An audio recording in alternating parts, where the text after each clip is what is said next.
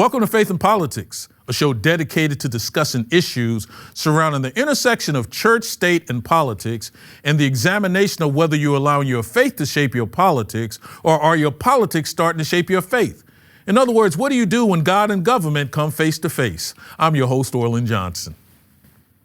Let me introduce you to our panelists for today.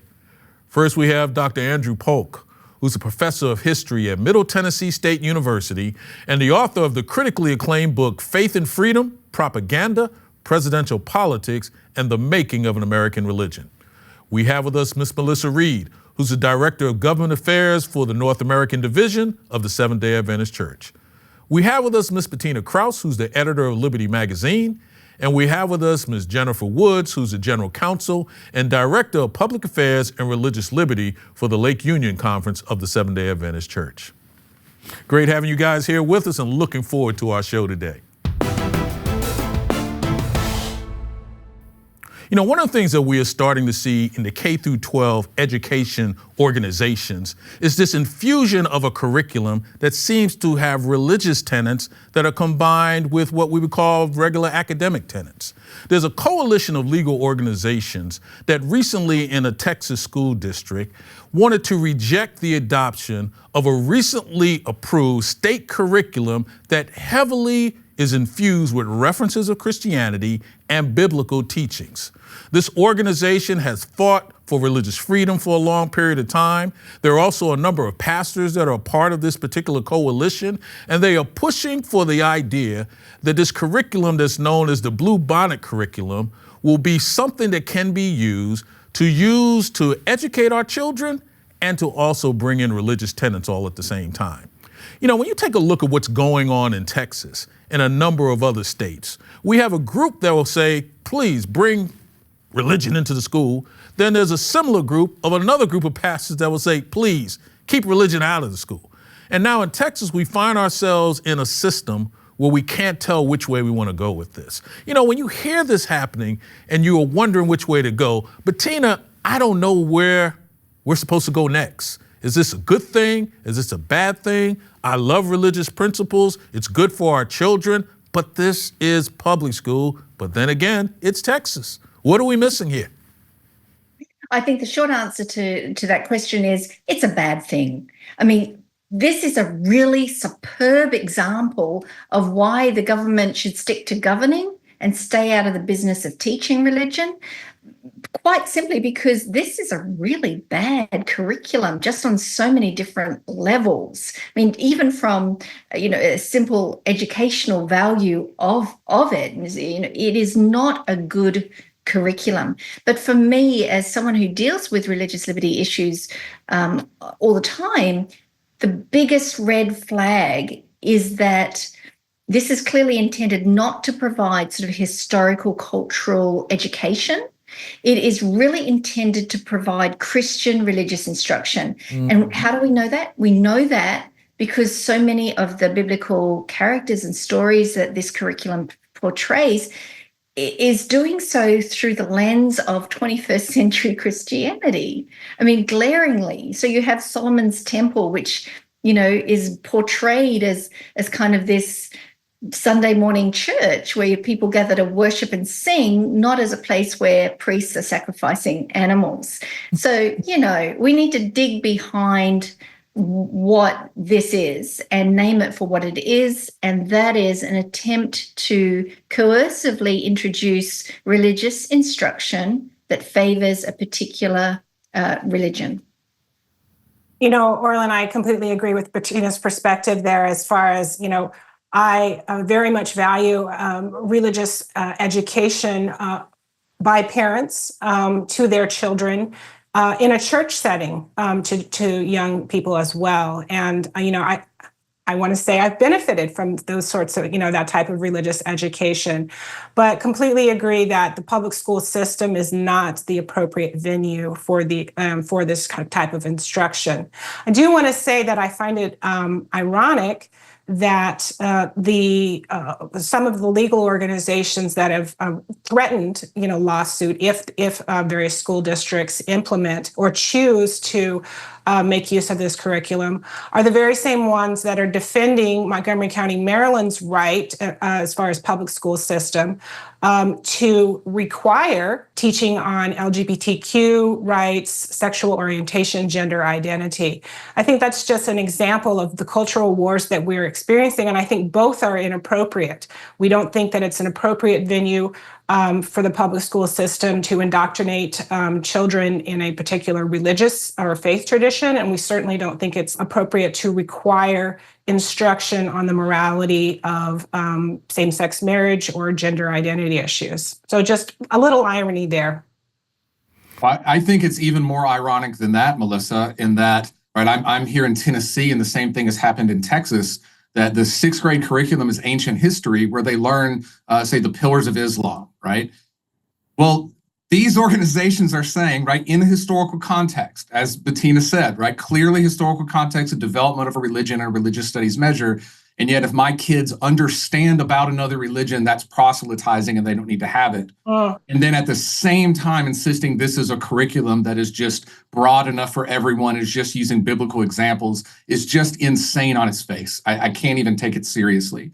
Yeah, and there are aspects in this curriculum that, like when they teach the golden rule in kindergarten, right? That can be, I'm okay with that. They talk about Jesus' Sermon on the Mount, but they intentionally talk about of similar golden rule in other religious traditions and how it works.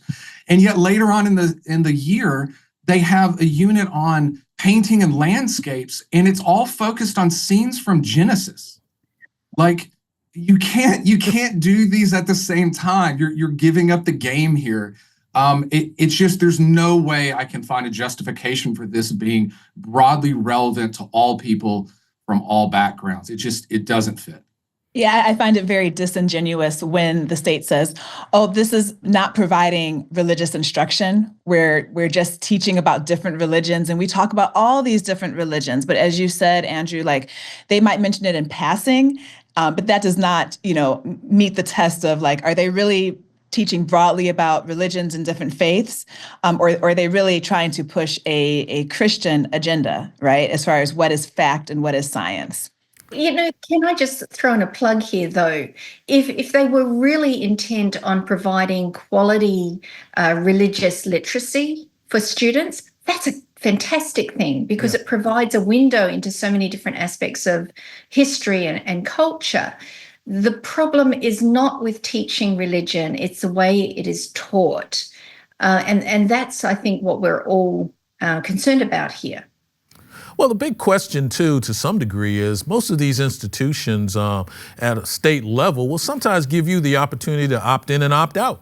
There's an opportunity for parents to decide, is this something I want to be a part of or something I don't want to be a part of? Texas almost gives the impression that that's how this works when they say this is this free use. But I guess what happens if everybody decides to use it, then there really is no opt-in or opt-out. I mean, Andrew, did it seem a little confusing? It almost like you wanted to have your cake and eat it too here.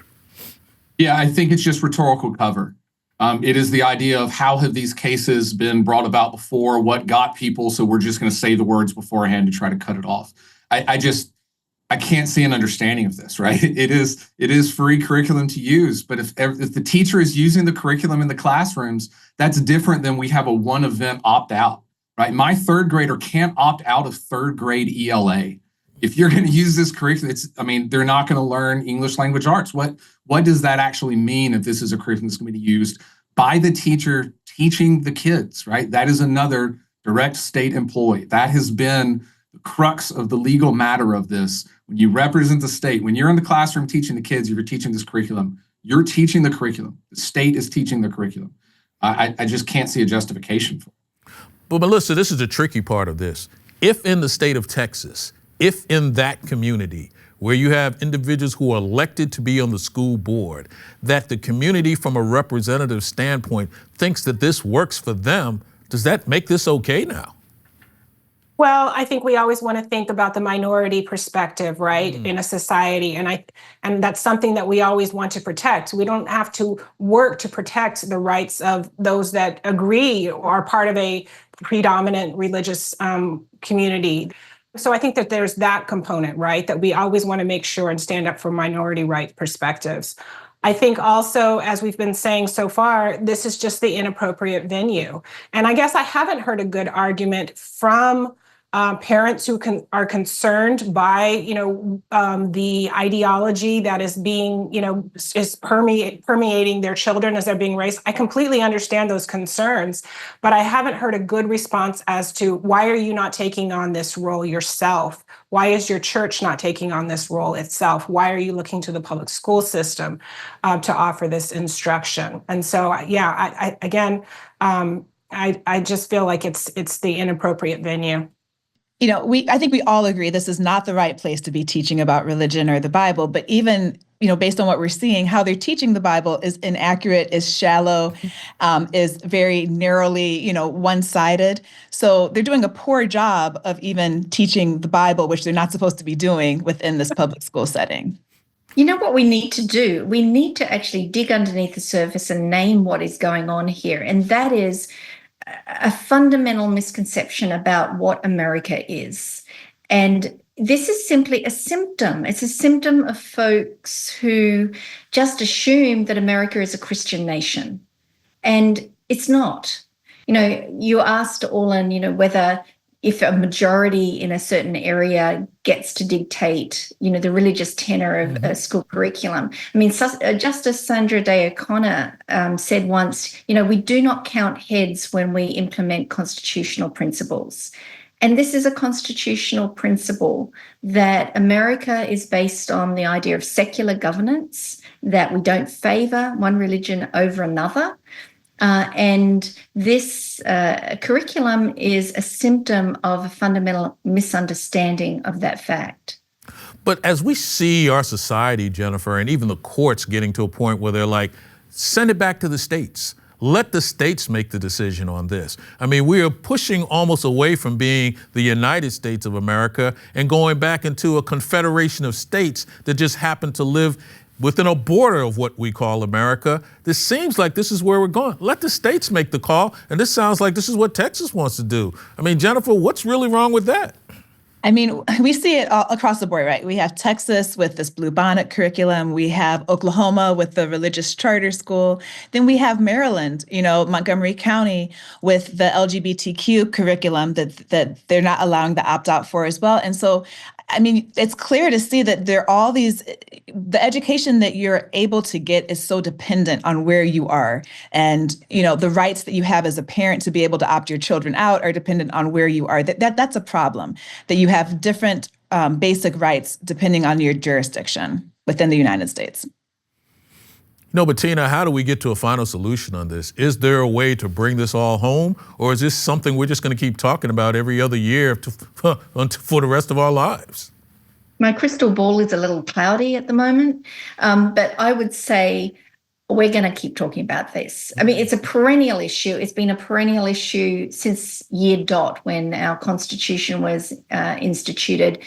We're going to keep talking about it, but let's hope that saner voices can prevail. And I let that be the final word. And I think you're right. This is a conversation that will be evolving. And I think because people's views on religious beliefs are evolving and where they should be in our society is evolving. But hopefully we'll get to a point where we can make sure it's being used more as a shield and not as a sword. It was an interesting case that's called Aubry McMahon versus the World Vision, Inc. And recently, the ACLU and the ACLU of Washington State filed an amicus brief in the United States Court of Appeal for the Ninth Circuit that's supporting the affirmance of a Washington District Court decision holding that a religiously affiliated nonprofit organization violated Title VII and the Washington State anti-discrimination law when it rescinded a hiring candidate's job offer because she is a woman married to a person of the same sex. The real question is, should the Ninth Circuit accept this organization's First Amendment defense that because you're a religious organization, you have the ability to discriminate on the basis of a lot of different viewpoints, and you, on the other hand, can say that I'm going to allow employment law to be discriminated against because of your sexual orientation?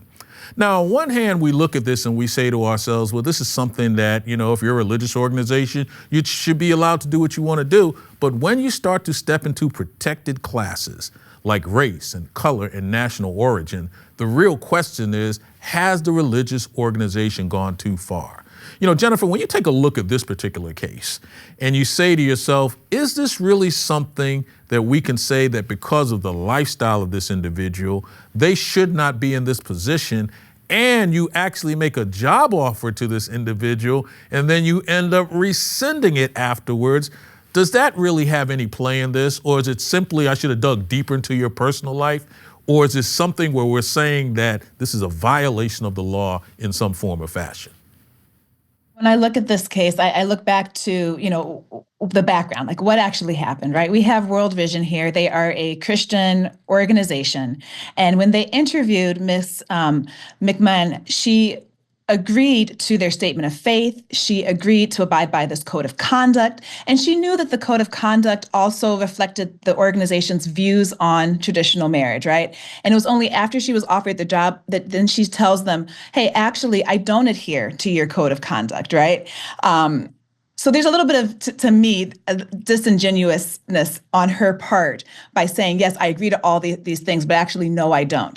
And then, based on the news reports, it says that she doesn't really dispute the fact that this organization has these sincerely held religious beliefs and that she would not be comfortable espousing these beliefs on behalf of the organization. And I think this is why, this idea of the church autonomy doctrine is so important, because faith-based organizations should be able to decide without government interference who they hire, how they espouse those doctrines, and forcing an organization like World Vision to hire someone who's already said, I won't be able to adhere to this nor promote it on behalf of my employer, that puts them in a really hard position, in my opinion. Yeah, I think these issues are going to continue to come up, and we haven't had an answer, right? The core of this is there a religious right to discrimination? I think in some sense we would say yes, but also no, right?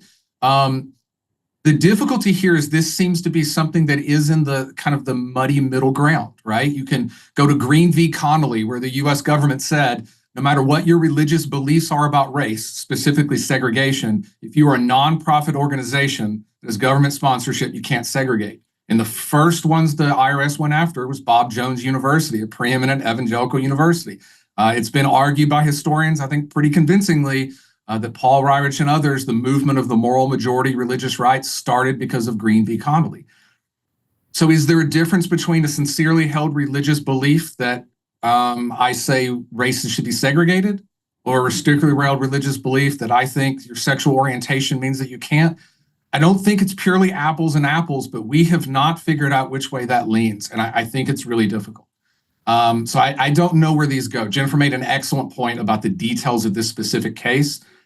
I'm just not sure how these issues get resolved in the ways that parties seem to want them to be definitively resolved.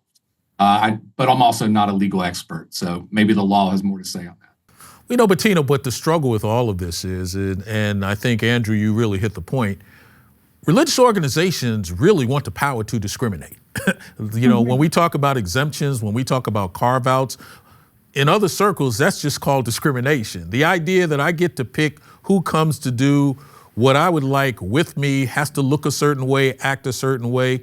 The real question is when you start to figure out how do you meld the LGBTQ plus community into a protected class? Is it under race? And that's where it starts to get murky. So Bettina, if now you're talking about a protected class, that seems to make this whole thing a lot more difficult to come to a conclusion. Well, yes, it does, Orlin, and that is why we are seeing cases like this proliferating. But, I really think we need to consider this in terms of the purpose of the First Amendment doctrine of church autonomy. Let's go back to the basics on this, because at a deeper level, this doctrine of church autonomy really is at the very beating heart of what religious freedom is all about. Because when our founders incorporated the First Amendment into our Constitution, this was their intent. It was to make sure that the mistakes, the violence, the persecution that they left behind in Europe was not going to be repeated here in the American Republic. And this is at the heart of what church autonomy is all about, this idea that the church is immunized against government interference. And I think it needs to be a pretty extraordinary situation for the government to step in and say, yeah, we are going to step on your religious identity, your religious expression, your religious beliefs, and we're going to require you to change those.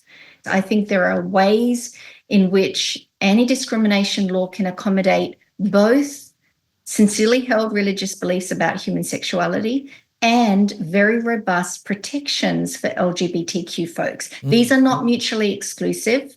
And those who are trying to paint them as mutually exclusive, I think, are more concerned with ideological posturing than they are in trying to find common sense solutions.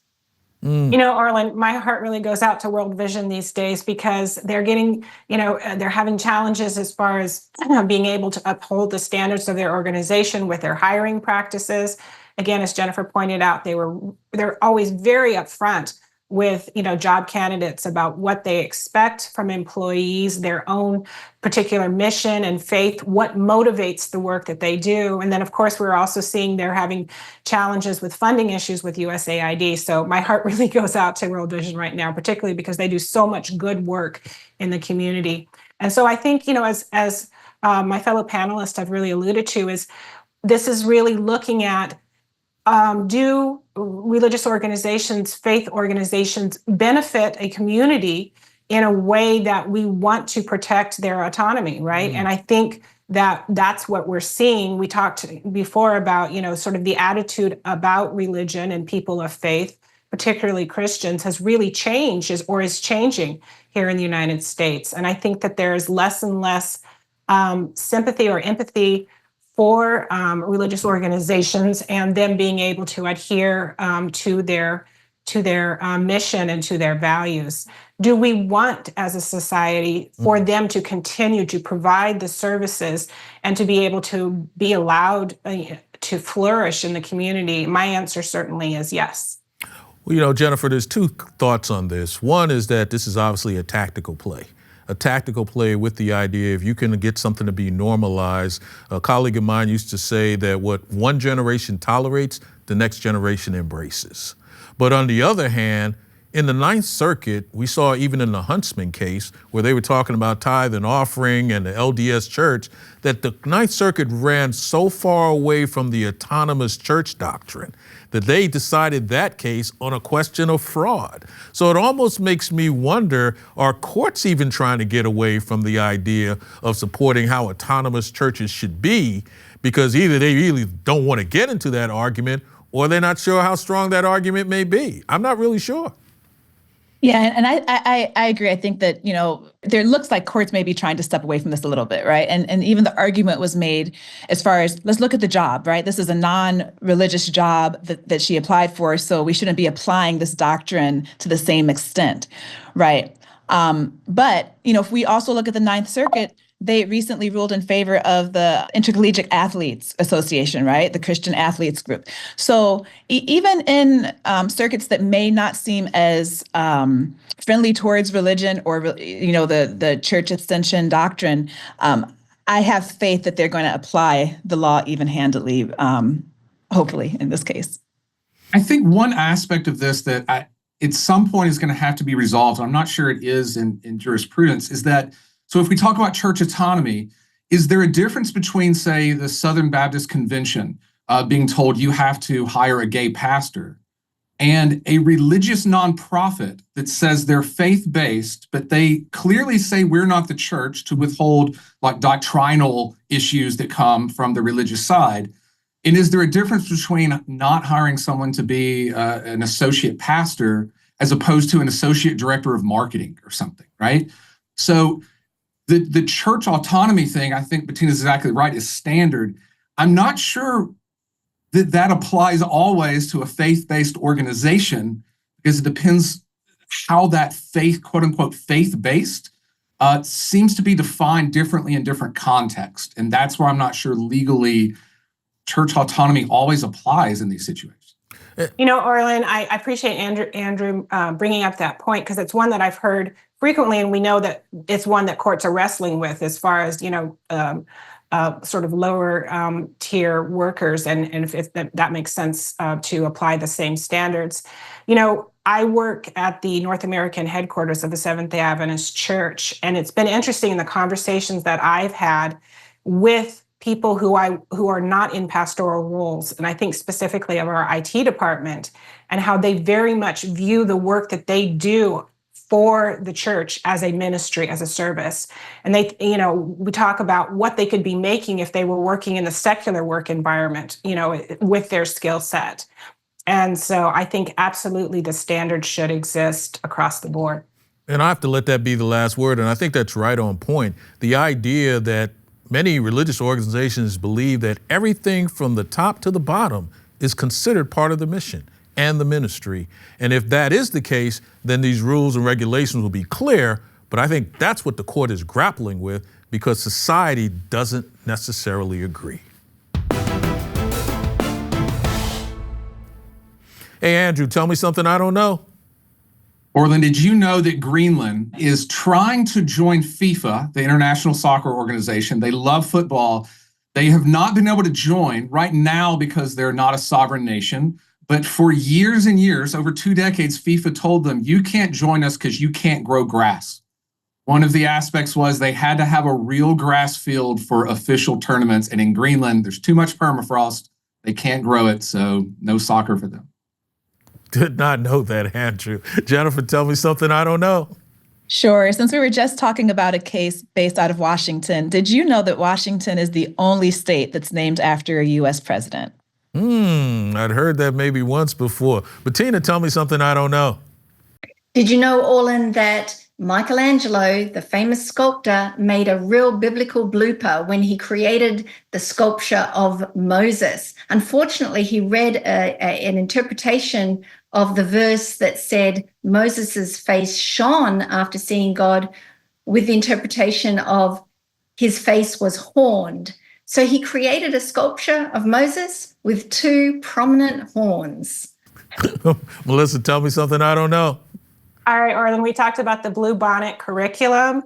Bluebonnets are the state flower of Texas, and Burnett, Texas is the official capital of Bluebonnet country. Makes sense, makes sense. Great conversation today. Just loved the topics and loved all the insight. And thank you again for being here with us today. Hope you enjoyed our conversation. Just remember, if it's about God and government, it's faith and politics. See you next time.